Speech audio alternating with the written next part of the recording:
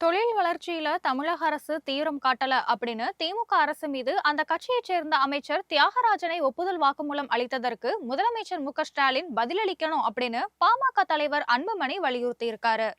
இது குறித்து அன்புமணி வெளியிட்டுள்ள அறிக்கையில மதுரையில புது மதுரை 2035 என்ற விழாவில் பேசிய தகவல் தொழில்நுட்பத்துறை அமைச்சர் தியாகராஜன், தொழில் வளர்ச்சியில ஆந்திரா, கர்நாடகா, தெலுங்கானா போன்ற மற்ற தென் மாநிலங்கள் அளவுக்கு தமிழகம் தீவிரம் காட்டல அப்படின்னு சொல்லியிருந்ததை சுட்டிக்காட்டி பேசினாரு.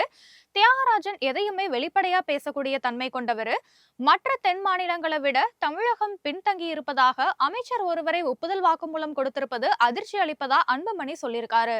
ஏற்கனவே டைட்டில் பூங்காக்கள் அமைப்பதை அறிவிக்கும் அதிகாரம் எனக்கு அளிக்கப்படல அப்படின்னு சட்டசபையில தியாகராஜன் பேசியதோட 50% மது பாட்டில்கள் வரி செலுத்தாம விற்கப்படுவதா குற்றம் சாட்டியதையும் அன்புமணி இந்த இடத்துல சுட்டிக்காட்டினாரு.